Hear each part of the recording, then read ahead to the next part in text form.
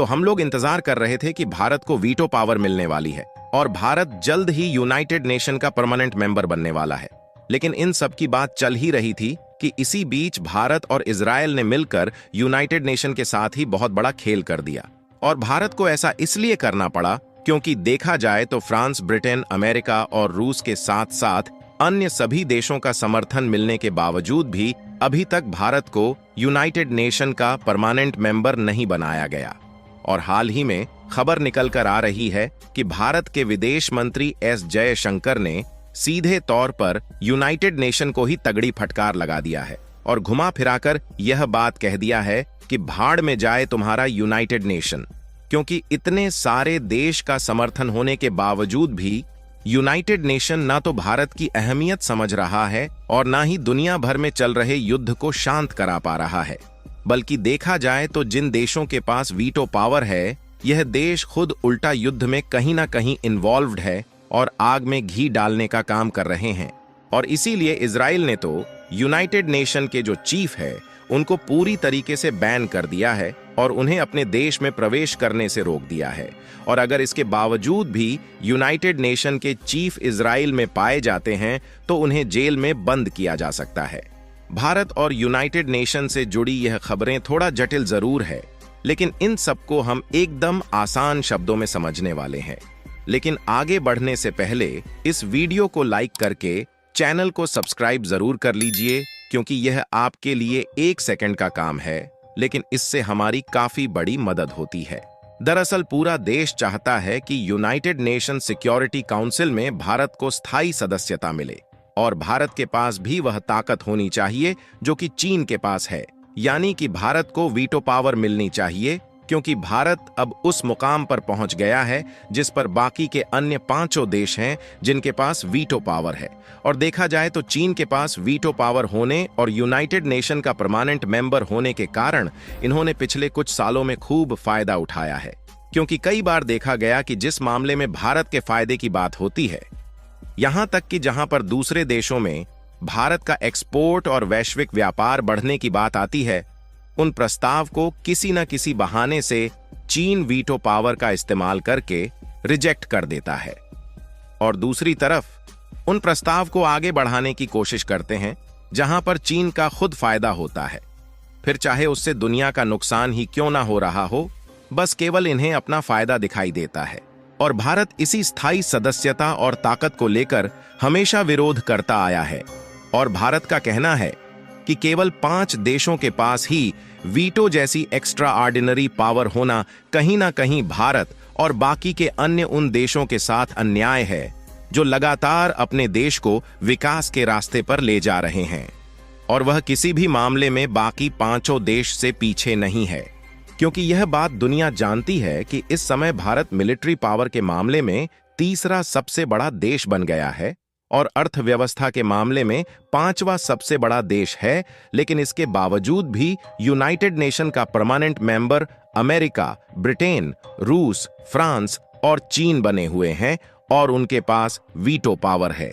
लेकिन भारत, जो कि 5वीं सबसे बड़ी इकोनॉमी है, उसका नाम 5 देश की लिस्ट में कहीं भी नहीं है। और आपको बता दे कि पिछले 1-2 सालों से नहीं बल्कि 10 सालों से भारत यह बात कहते आ रहा है कि यूनाइटेड नेशन में बदलाव होना चाहिए और पुराने नियमों को बदलकर समय के साथ यूनाइटेड नेशन में और भी देश को परमानेंट मेंबर बनाना चाहिए।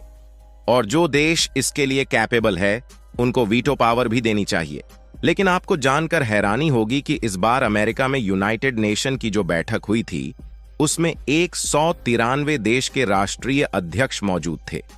और जो बात भारत पिछले 10 सालों से कहता आया है, इनमें से लगभग सभी देशों ने वही बात दोहराई। यहां तक कि चीन को भी यह बात कहना पड़ गया कि यूएन को साउथ एशिया की ताकत को समझकर स्थायी सदस्यों की संख्या बढ़ानी चाहिए। हालांकि चीन ने डायरेक्टली तो भारत का सपोर्ट नहीं किया, लेकिन साउथ एशिया का नाम लेकर अपनी बात को आगे बढ़ाया, जिससे कुछ ऐसा माहौल देखने को मिला कि मानो भारत के पक्ष में पूरी दुनिया टूट पड़ी हो। और बताया जा रहा है कि इस मीटिंग के दौरान एस जयशंकर ने अपनी बात सामने रखी तो इस बात को दुनिया ने सुना और एस जयशंकर ने सीधे तौर पर यह कहा कि दुनिया के सभी देश चाहते हैं कि यूएन में बदलाव होना चाहिए और उसमें भारत को जरूर शामिल किया जाना चाहिए। लेकिन शायद इन सब के बावजूद भी यूनाइटेड नेशन की आंख नहीं खुली और उनके साथ जो होना बाकी रह गया था वहीं अब हो रहा है, क्योंकि इतने सारे देशों के समर्थन के बावजूद भी भारत को परमानेंट मेंबर बनाने और यूनाइटेड नेशन में बदलाव करने के लिए अभी तक कोई कदम आगे नहीं बढ़ाया गया, जिसके कारण यूनाइटेड नेशन की भी मुसीबत बढ़ती हुई देखी जा रही है। क्योंकि एक तरफ तो भारत यूनाइटेड नेशन पर भारी पड़ रहा है और दूसरी तरफ इजराइल भी यूनाइटेड नेशन के खिलाफ उतर गया है। और आज ही खबर निकल कर आ रही है कि भारत के विदेश मंत्री एस जयशंकर ने यूनाइटेड नेशन को फटकार लगाते हुए एक पुरानी कंपनी बताया जो कि मार्केट और बदलते समय के साथ बदलना नहीं चाहती और अपने पुराने नियमों के साथ आगे बढ़ना चाहती है, जो कि पूरे तरीके से कबाड़ी हैं। और वैसे भी देखा जाए तो यूनाइटेड नेशन के जो स्थायी सदस्य देश है उनमें से कुछ देश पहले भी आग में घी डालने का काम करते थे और अब भी वही पुरानी रणनीति लेकर आगे बढ़ रहे हैं। और उसके बाद आप इस दूसरी रिपोर्ट को देखिए जिसने यूनाइटेड नेशन का पर्दे के पीछे छिपा काला चेहरा दुनिया के सामने खोल दिया है। क्योंकि एस जयशंकर ने दुनिया से यह सवाल कर लिया है कि इस समय दो बहुत बड़े तनाव और युद्ध चल रहे हैं, लेकिन यूनाइटेड नेशन कहां शांत बैठा है। यानी कि यूनाइटेड नेशन वही पुरानी कंपनी है जो कि युद्ध को शांत तो कर नहीं पा रही, बल्कि देखा जाए तो सीधे तौर पर यूनाइटेड नेशन के उन परमानेंट मेंबर द्वारा युद्ध को बढ़ावा दिया जा रहा है जिनके पास वीटो पावर भी है। आपको बता दें कि केवल यूनाइटेड नेशन पर भारत ही भारी नहीं पड़ रहा है, बल्कि उससे ज्यादा अब इजराइल भारी पड़ रहा है।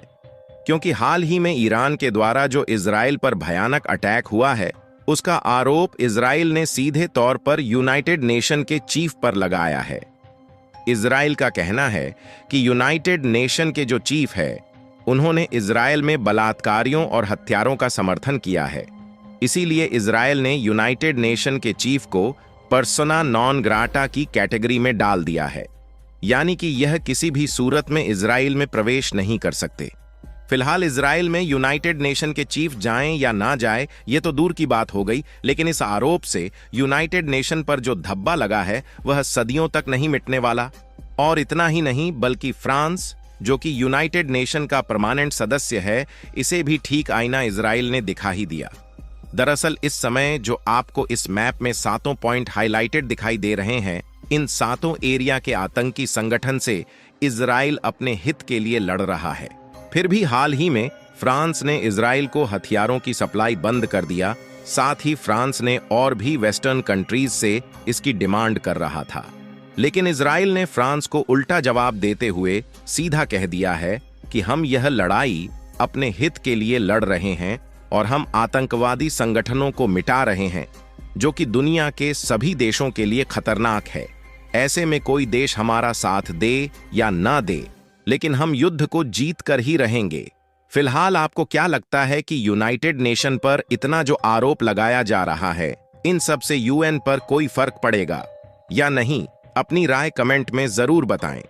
और इस वीडियो को एक लाइक करके अपने मित्रों तक शेयर जरूर करें ताकि उन्हें जानकारी मिल सके। इसी तरह और भी नॉलेजेबल वीडियो देखने के लिए चैनल को सब्सक्राइब करके बेल आइकन को ऑल पर जरूर सेलेक्ट करें। जय श्री राम।